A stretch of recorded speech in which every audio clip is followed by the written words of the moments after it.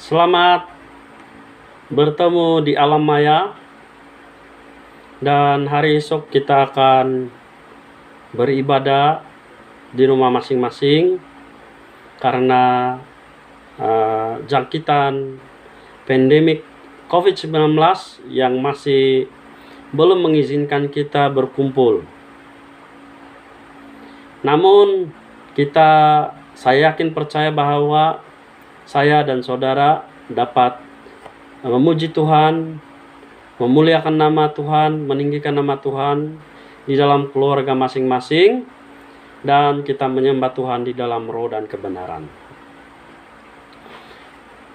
Dalam kesempatan kali ini saya akan menyampaikan firman Tuhan yang khas untuk hari esok, yang diambil di dalam 1 Korintus 7 ayat 17 sampai 40. 1 Korintus 7 ayat 17 sampai 40. Dan tema besar pada bulan ini adalah minggu yang terakhir adalah kebebasan. Dan subtema nikmati kebebasan melayani Tuhan. Nikmati kebebasan melayani Tuhan. Tajuk di dalam terjemahan bahasa Malaysia dalam Alkitab yaitu hiduplah sebagaimana kamu dipimpin oleh Tuhan. Ayat 17, hendaklah masing-masing hidup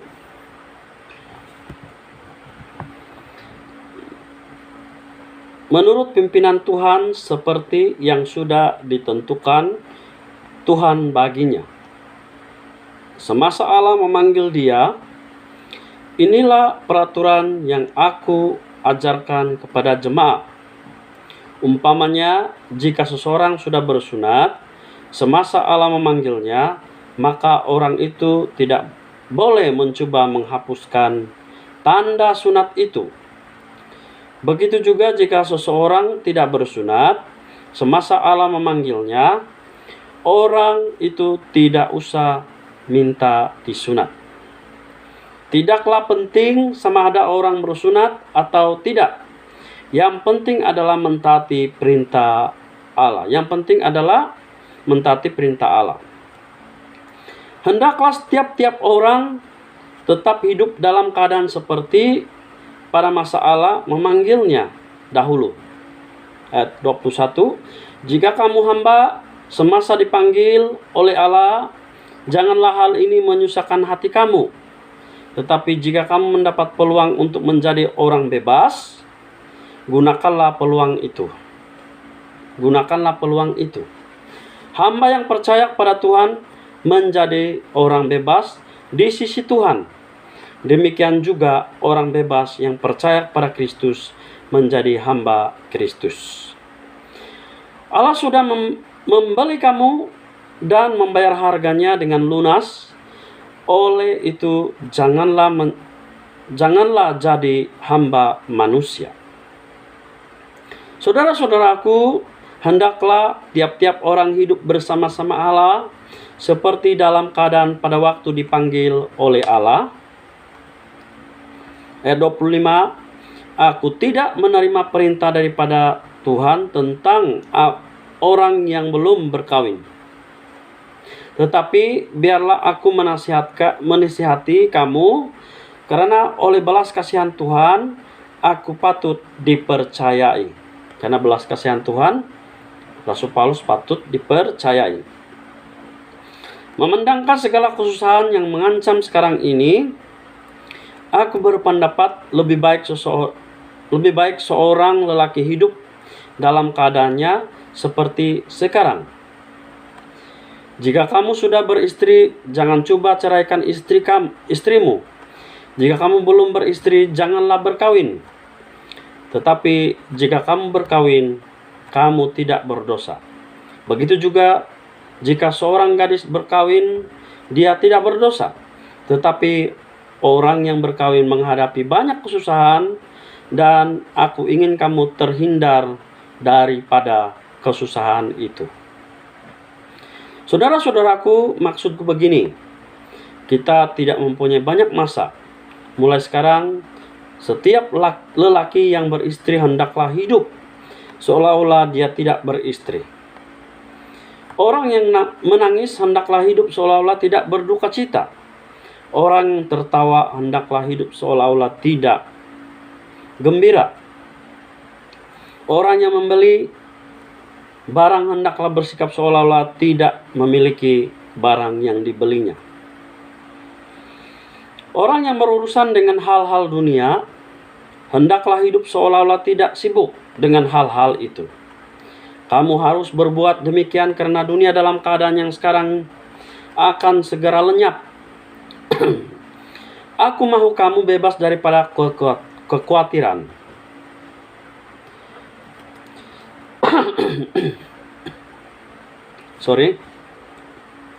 Seorang yang tidak beristri akan menumpukan perhatian kepada hal-hal Tuhan, karena dia ingin menyenangkan hati Tuhan. Tetapi seorang yang beristri menumpukan perhatian pada hal-hal dunia ini, karena dia ingin menyenangkan hati istrinya. Akibatnya hatinya berbelah bagi seorang wanita yang tidak bersuami atau seorang gadis yang tidak berkawin menumpukan perhatian kepada hal-hal Tuhan, karena dia ingin mengabdikan seluruh jiwa raga kepada Tuhan. Tetapi seorang wanita yang sudah bersuami menumpukan perhatian kepada hal-hal dunia ini, karena dia ingin menyenangkan hati suaminya. 35. Aku memberikan nasihat demikian karena aku ingin menolong kamu. Aku tidak mahu mengadakan larangan itu bagi kamu. Sebaliknya aku ingin kamu melakukan apa yang benar dan patut, serta mengabdikan diri kepada Tuhan dengan sepenuh hati. 36. Inilah nasihat untuk pasangan yang sudah bertunang, tetapi mengambil keputusan untuk tidak berkawin. Jika lelaki itu merasa tidak bertindak dengan sepatutnya terhadap tunangnya,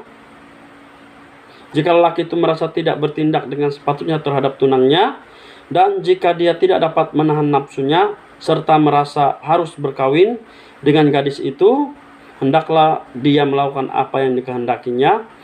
Dia tidak berdosa jika mereka berkawin.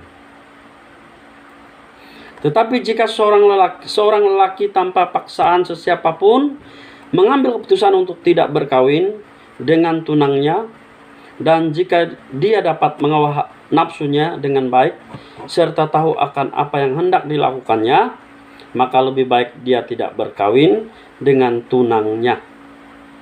Dengan demikian, orang yang berkawin melakukan perbuatan yang baik, tetapi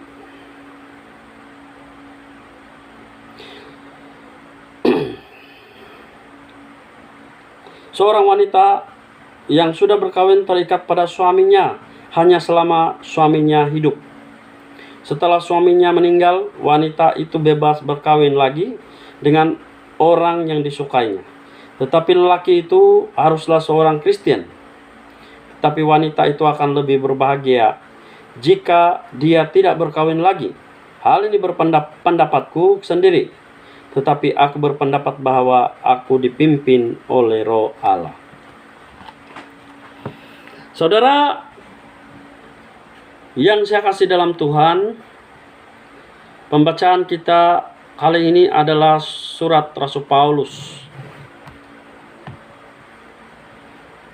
Penekanan Rasul Paulus, pengajaran Rasul Paulus kepada jemaat di Korintus. Karena di jemaat Korintus bukan hanya bangsa Yahudi atau bangsa Yunani dan bangsa-bangsa yang lain menerima Yesus sebagai Tuhan dan Juru Selamat. Maksudnya Kristen. Dan orang Yahudi, mereka biasanya mengikut perjanjian Allah dan Abraham, mereka ini disunat. Dan orang Yunani dan orang yang di luar Yahudi, sudah pasti mereka ini tidak mengamalkan sunat. Namun Rasul Paulus mengatakan di dalam pembelajaran kita pada waktu kita dipanggil, tidak perlu melakukan apa-apa lagi. Yang sudah disunat, tetaplah. Yang belum bersunat, tidak perlu bersunat. Tetaplah seperti yang sedia kala.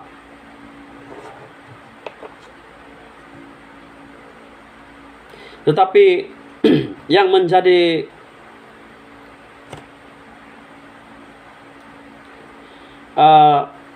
ketentuan adalah apakah seseorang itu taat kepada perintah Allah.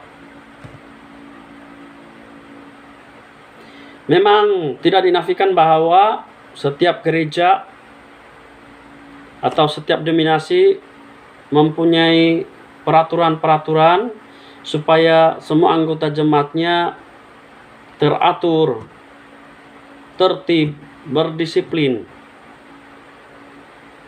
untuk mengikuti kebenaran, kekudusan Tuhan yang kita sembah. Karena kalau tanpa ada peraturan, maka hidup kita ada kemungkinan tidak akan teratur. Sebab itu, kalau di dalam gereja PCS khususnya, tiap 2 tahun kita akan mengadakan sinoda untuk menggubal atau mengusul beberapa perkara dan dipersetujui di sinoda untuk dipraktikkan di dalam gereja keseluruhan. Jadi saudara-saudara, melalui pembacaan kita tadi, Rasul Paulus menekankan kepada jemaat yang percaya pada Yesus Kristus, di mana kalau mereka waktu itu dipanggil atau mereka bertobat menerima Yesus sebagai Tuhan Juru Selamat, mereka tidak perlu melakukan apa-apa seperti yang diperintahkan atau dipraktikkan oleh orang Yahudi di dalam Perjanjian Lama.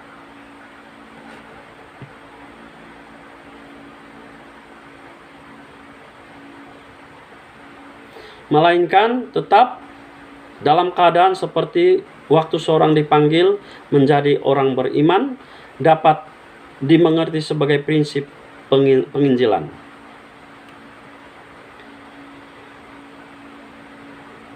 Maksudnya saudara-saudara, tidak perlu kalau orang Yahudi tidak perlu ambil kulit binatang dan sambung, atau orang Yunani atau macam bangsa kita tidak perlu melakukan hal-hal seperti ini. Tidak ada dalam Perjanjian Baru, karena kalau mau dipersilakan, tidak ada halangan, tidak ada larangan. Orang bilang untuk kebersihan, tapi tidak ada aturan di dalam agama yang mereka perlu lakukan.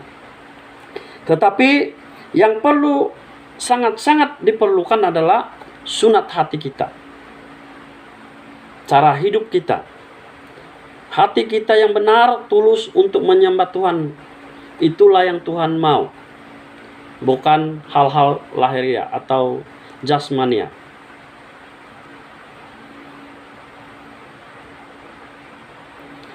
Di dalam ayat 18 mengatakan tidak boleh mencoba menghapuskan tanda-tanda sunat itu.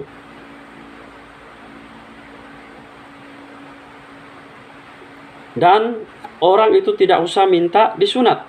Nah, ini bagi orang di luar Yahudi. Dan di dalam ayat 19 mengatakan tidak penting sama ada bersunat atau tidak, itu tidak penting. Yang sangat penting seperti yang saya katakan tadi, mentaati perintah Allah. Itulah yang paling penting.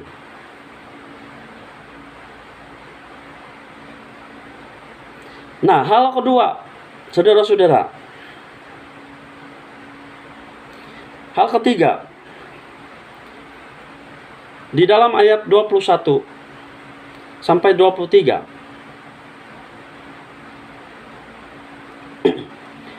Paulus di zaman Paulus berlaku satu perkara atau keadaan di mana musim kebuluran. Jadi kita tahulah kalau musim kebuluran, kalau mereka sudah menghabiskan harta mereka menjual, dan mereka menjualkan diri untuk menjadi hamba.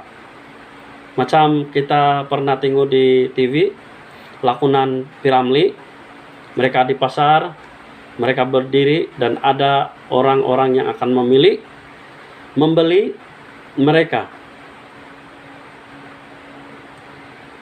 Sebab itu saudara-saudara, di dalam konteks kepercayaan kepada Yesus Kristus, sekalipun statusnya secara lahiriah atau manusia di dalam dunia ini adalah hamba, namun di dalam konteks kerohanian berbeza.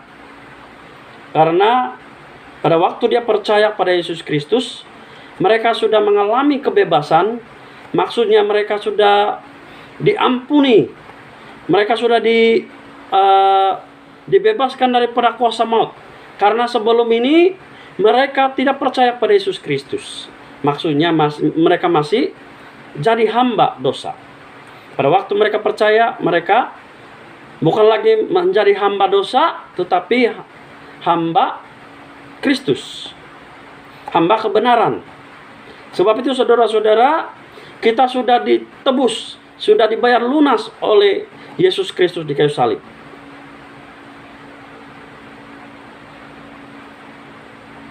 Sebab itu saudara-saudara, Paulus menekankan bahwa kalau kamu sudah mendapat peluang untuk menjadi orang bebas, gunakanlah peluang itu. Di dalam kekristenan juga, di dalam diri kita juga, di dalam gereja juga. Sebagai orang Kristen, kita harus menggunakan peluang, kesempatan yang Tuhan sudah berikan kepada kita. Maksudnya, kita harus menggunakan waktu demi waktu dan waktu sampai pada kedatangan Yesus Kristus, ataupun sampai pada tiba waktunya Tuhan memanggil kita, kita tetap menjadi hamba Kristus. Haleluya. Maksudnya kebebasan kita menikmati kebebasan itu. Tetapi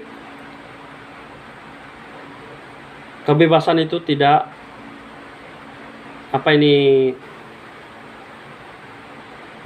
tidak boleh dianggap enteng atau remeh.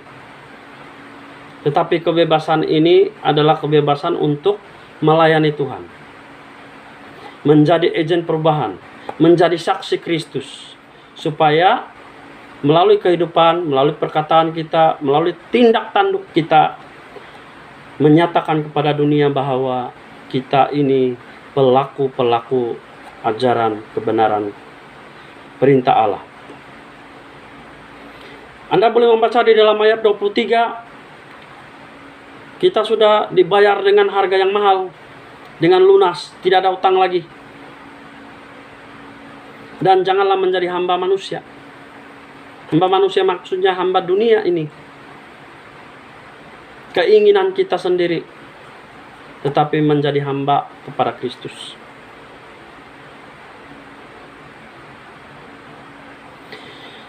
Saudara-saudara yang saya kasih dalam Tuhan,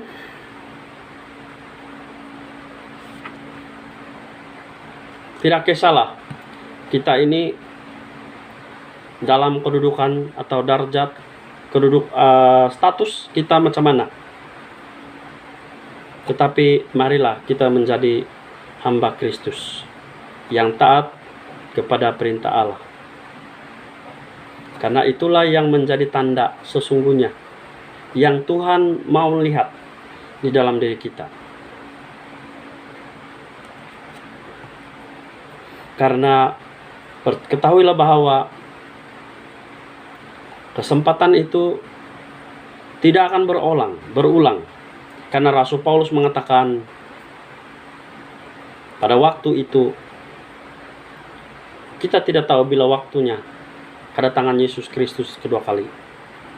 Selain itu saudara-saudara, selain kedatangan Yesus Kristus kedua kali, ajal kita tidak tahu. Siapa yang tahu? Tidak ada yang tahu. Jadi setiap hari kita mau melakukan yang terbaik untuk kemuliaan nama Tuhan.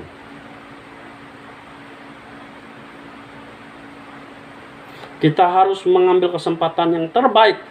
Kita melakukan menggunakan kesempatan itu dengan hal-hal yang terbaik untuk kemuliaan nama Tuhan. Nah, saudara-saudara, hal seterusnya tentang hal kawin dan membujang di dalam ayat 25 dan sampai ayat 40. Rasul Paulus mengajarkan tentang hal kawin atau tidak kawin. Rasul Paulus mengatakan,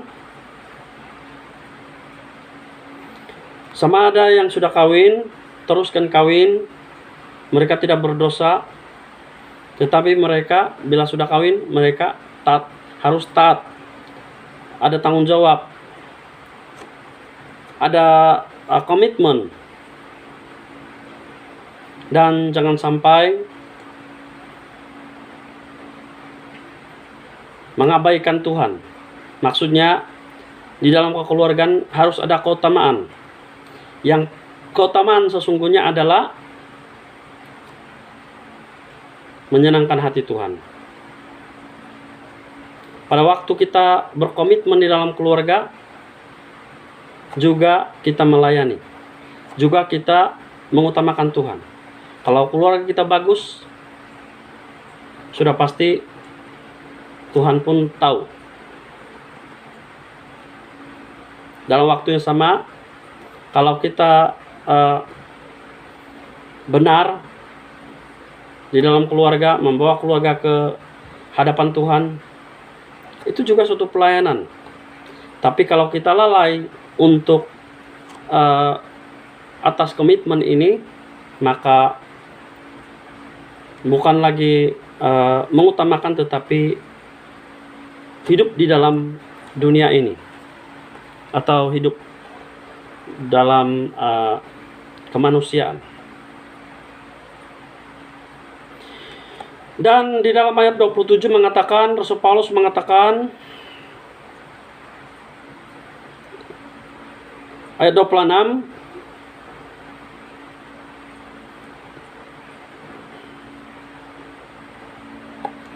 karena pada waktu itu adalah masa-masa kebuluran, masa-masa susah. Dan kita pun sekarang pun memang kita merasakan kesusahan.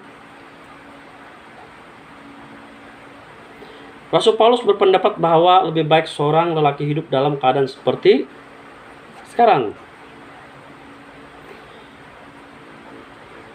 Bagi mereka yang sudah beristri, bersuami, jangan ceraikan istri, jangan ceraikan suamimu. Mengapa saya mengatakan tadi, bukan suami saja yang menceraikan istrinya, tetapi istri pun menceraikan. Maksudnya tidak mau hidup sebagai suami istri lagi. Rasul Paulus juga menyatakan bahwa bagi mereka yang masih bujang, jangan berkawin. Tetapi kalau mau berkawin, tidak berdosa.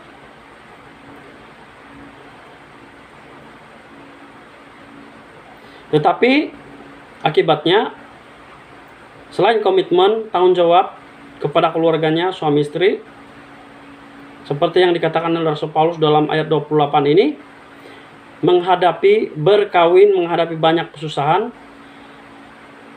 Dan Rasul Paulus mau nasihat ini supaya terhindar daripada kesusahan.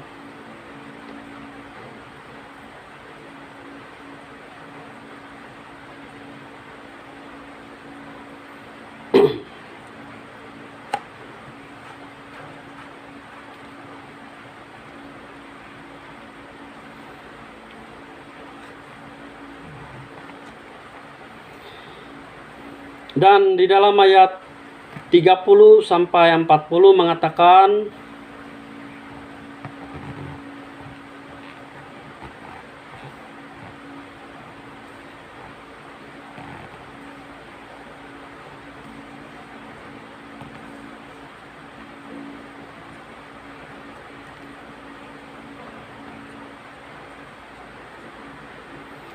di dalam 29 sehingga 30 mengatakan, Rasul Paulus menyarankan bahwa orang-orang percaya jangan terlalu memusatkan pikiran, perhatian mereka kepada hal-hal sendiri dan duniawi, tetapi sikap mereka hendaklah diubah.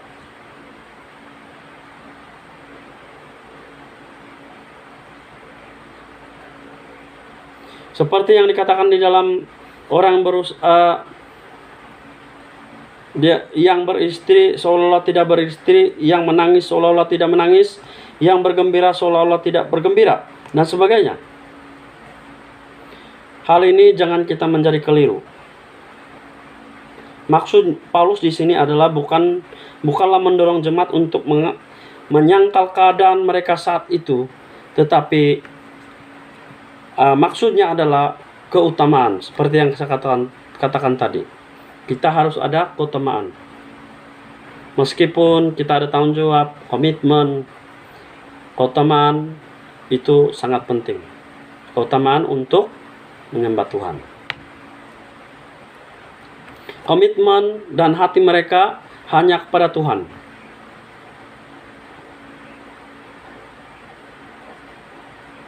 Maksudnya di sini ada keseimbangan, hidup dalam keseimbangan. Karena meskipun kebebasan sudah diterima melalui Kristus, tetapi orang percaya masih hidup di dunia. Kita belum hidup di dalam surga, kita masih di dalam dunia. Sebab itu saudara-saudara, kalau kita masih hidup, kita rasa-rasa dalam pikiran kita, hati kita ini masih dalam dunia, belum di surga. Nah, marilah kita menggunakan kesempatan yang ada untuk menjadi saksi. Kalau rasa-rasa sekarang ini saya sudah berada di surga, nah, terpulanglah. Tetapi kalau kita sekarang ini masih di dalam dunia, marilah kita menjadi izin perubahan kerajaan Allah. Menjadi contoh, menjadi agent kerajaan Allah di dalam kehidupan kita, yaitu mencontohi kehidupan Kristus. Menyatakan kepada dunia bahwa orang-orang percaya memiliki sikap hidup yang berbeza dengan dunia ini.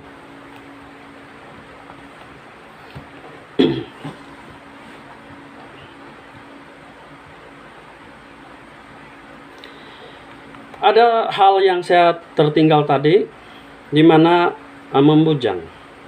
Rasul Paulus sendiri pun tidak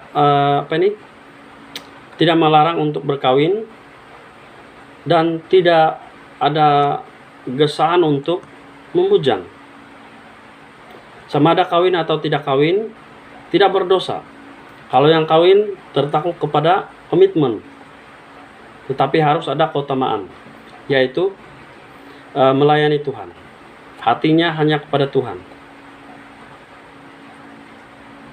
Dan yang masih bujang, kalau mereka mampu untuk mengawal hawa nafsu, kedagingan mereka, Rasul Paulus mengatakan bahwa mereka tidak berdosa. Malah mereka dapat menumpukan perhatian, pikiran mereka, hati mereka untuk mengabdi kepada Tuhan. Namun ini bukan satu galakan untuk para belia untuk tidak berkawin. Kalau rasa-rasa diri tidak boleh mengawal keadaan atau tidak dapat menguasai keadaan diri, dan kalau coba-coba tidak dapat mengawal hawa nafsu, lebih baik berkawin, Rasul Paulus mengatakan.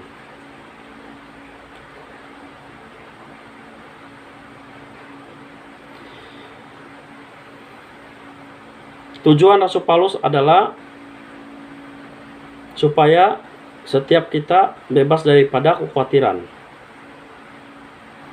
Anda boleh melihat hal ini di dalam ayat 32. Aku mau kamu bebas daripada kekhawatiran. Seseorang yang tidak beristri akan menumpukan perhatian kepada hal-hal Tuhan, karena dia ingin menyenangkan hati Tuhan.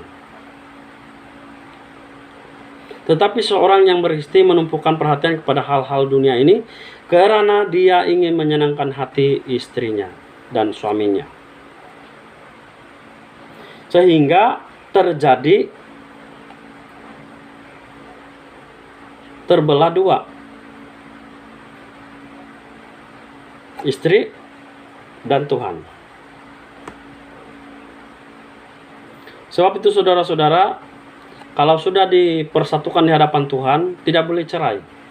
Kecuali salah satu, si lelaki atau si wanita meninggal dunia, barulah si lelaki atau si wanita yang masih hidup bolehlah memilih sama ada terus membujang ataupun kawin dengan pasangan yang mereka sukai. Namun Rasul Paulus berpendapat bahwa kalau boleh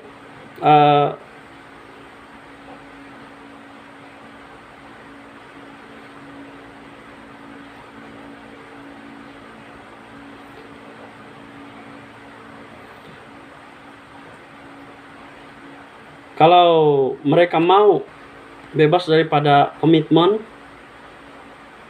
dan mau menumpukan seluruh perhatian mereka, hati mereka kepada Tuhan, Rasul Paulus mengatakan bahwa lebih baik terus membujang bagi mereka yang pasangannya sudah kembali kepada Tuhan.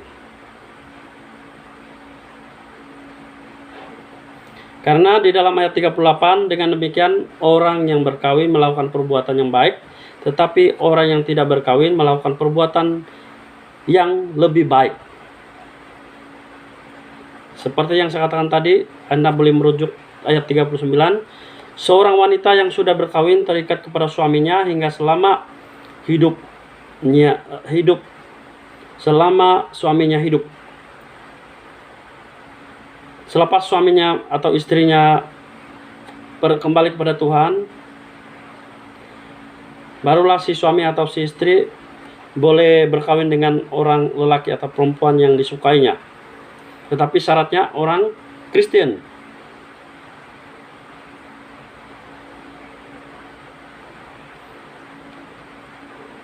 Dan Rasul Paulus mengatakan di dalam ayat terakhir,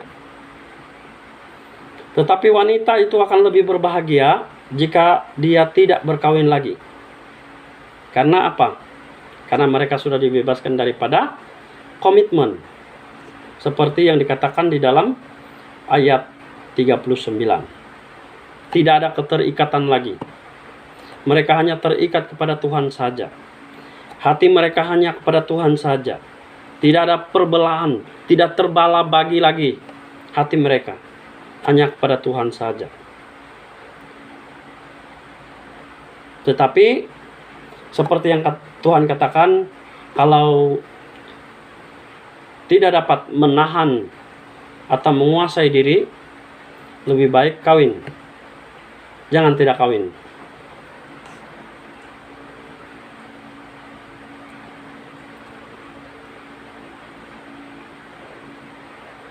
Jadi saudara-saudara, melalui pembelajaran kita ini, semua pembacaan kita ini Kita adalah orang-orang yang istimewa karena dipanggil oleh Tuhan dari banyak bangsa untuk percaya, untuk diampuni, untuk menjadi orang anak-anak Tuhan. Namun kesempatan dan panggilan ini bukan kita anggap enteng atau remeh-temeh, tetapi kita perlu bekerja keras untuk menjadi agen perubahan, agen penginjilan. Seperti di dalam Matius 28 ayat 19 dan 20. Kita harus membawa nama Tuhan. Jangan kita mengotorkan nama Tuhan. Jangan kita mempersia-siakan penebusan Tuhan. Peluang yang ada, kesempatan yang ada hanya untuk memenuhi keinginan diri kita dan untuk dunia ini. Dan keseluruhan ayat ini menumpukan pada kebajikan dan watak Kristen dan bagaimana mengubah kebiasaan minda hati kita akan menunjukkan kekuatan dan kebijaksanaan Yesus Kristus. Jadi Tuhan memberkati. Berjumpa lagi, selamat hari Minggu, dan